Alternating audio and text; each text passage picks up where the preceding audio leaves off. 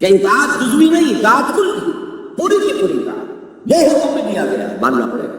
جزوی اطاعت نہیں ہے. Partial obedience is no obedience.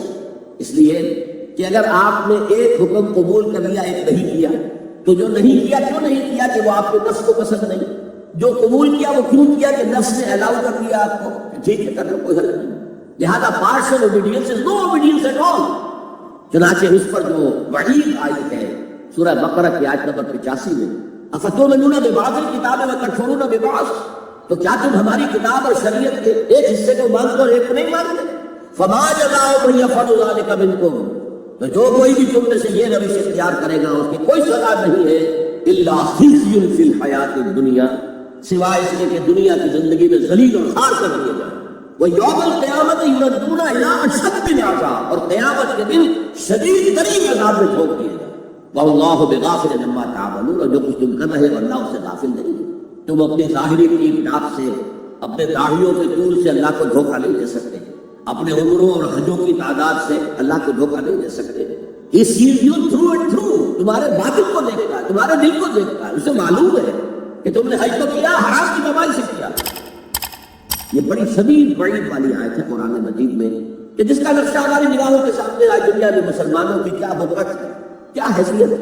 فما جزاء من يفعل ذلك منكم الا خزي في الحیات الدنیا ويوم القیامة. اب یہ قیامت کے دن کی بات جو اللہ فرما رہے ہیں، دعا ہی کی جا سکتی ہے کہ اللہ تعالیٰ اس سے بچا لے، کرم فرمائے، اپنی شان غفاری اور شان رحیمی سے ہمیں اس روز کی ذلت سے اور شدید ترین عذاب میں جھونک دیے جانے کی جو یہاں پر خبر سنائی جا رہی ہے، وعید سنائی جا رہی ہے، اللہ تعالیٰ اس سے بچا. البتہ ایک بات میں اور آپ سے عرض کر دوں کہ جو کیفیت اس آیت میں سامنے آئی ہے یہ مستقل نہیں رہ سکتی. اگر کوئی شخص واقعتاً چاہے آغاز میں اس کا دل پازیٹیولی ایمان سے خالی تھا لیکن ساتھ ہی نیگیٹو نفاق سے بھی خالی تھا، کہہ سکتے ہیں زیرو لیول ہے، پلس ویلیوز اور مائنس ویلیوز کے درمیان زیرو آئے گا، تو باطن کے اعتبار سے چاہے وہ زیرو لیول پر تھا لیکن اگر وہ اطاعت کرتا رہا، نماز پڑھتا رہا، روزہ رکھتا رہا، زکوٰۃ دیتا رہا، حرام چیزوں سے بچتا رہا، فرائض ادا کرتا رہا، تو اس سے لازماً ایمان پیدا ہو جائے گا اس کے دل میں. اس لیے کہ یہ دو طرفہ پروسیس ہے، بائیلیٹرل. ایمان سے عمل پیدا ہوتا ہے، عمل سے ایمان پیدا. عمل انسان جب کرتا ہے اللہ کی راہ میں قربانیاں دیتا ہے، زادت ہو ایمانا، ان کے ایمان میں اضافہ ہو گیا. کہ ایمان دل میں آ گیا تو ایک کشاکش اندر شروع ہو جائے گی. آپ کے نفس کی خواہش کچھ اور ہے، ایمان کہتا ہے کشاکش ہوگی کہ نہیں.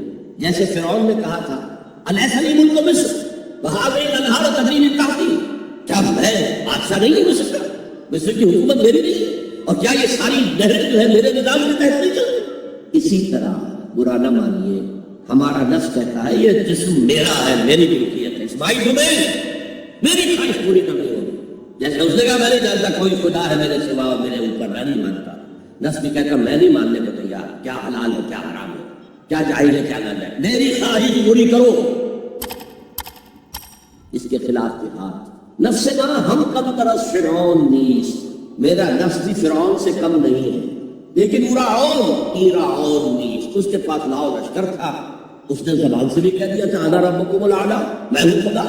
میرا نفس بیچارہ اس کے پاس کوئی لاؤ لشکر نہیں، زبان سے تو یہ کچھ نہیں کہتا، اندر یہی کہتا میں بادشاہ ہوں اس وجود کا.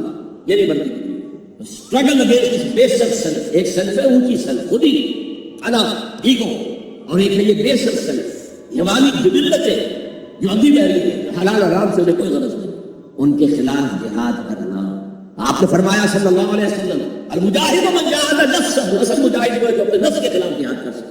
تمہارے اندر یہ دشمن تو بیٹھا ہوا ہے، کٹنا ہے، تمہیں کنٹرول کرنا، چلے اور باہر کے دشمنوں سے جہاد کرنے کے لیے. اور ایک دفعہ حضور سے پوچھا گیا ایو الجہاد افضل یا رسول اللہ، اے اللہ کے رسول سب سے افضل جہاد کون سا ہے؟ فرمایا ان تجاہد نفسک فی طاعت اللہ، اپنے نفس کے خلاف جہاد کرو، اسے اللہ کا مطیع کرو. یہ جو اندر کی کشمکش ہے، کچاکش ہے، یہ جہاد فی سبیل اللہ کا نقطۂ آغاز، اللہ کا مطیع بنانا ہے نفس کو. اس کے ساتھ دو سب لیول اور ہیں. اس نفس کو بھڑکانے والی ایک قوت ہے انویزیبل، اور ویزیبل بھی ہے. انویزیبل قوت سب سے بڑی ابلیس، شیطان، لعین اور اس کے چیلے چانٹے جنات میں سے، اور ویزیبل تو انسانوں میں جو اس کے ایجنٹ ہے، جو فحاشی کو کلچر کا نام دے، یہ اس ابلیس کے چیلے ہیں. ان کے خلاف جہاد نہیں کریں گے آپ، اگر آپ ان کے خلاف ایگریسو ایٹیٹیوڈ اختیار نہیں کریں گے تو آپ ان کے دباؤ میں آ جائیں. ان الشیطان لکم عدو فاتخذوہ عدوا. اے لوگوں یہ شیطان تمہارا دشمن ہے، اس کو اپنا دشمن سمجھو.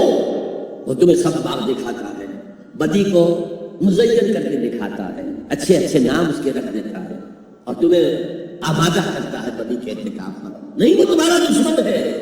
افتتخذونہ وذریتہ اولیاء من دونی. تم مجھے چھوڑ کر اسے اور اس کے چیلے چاٹوں کو تم اپنا دوست بناتے ہو. یہ شیطان کے خلاف جنگ. اور تیسرا اس پر سب لیول کیا ہے؟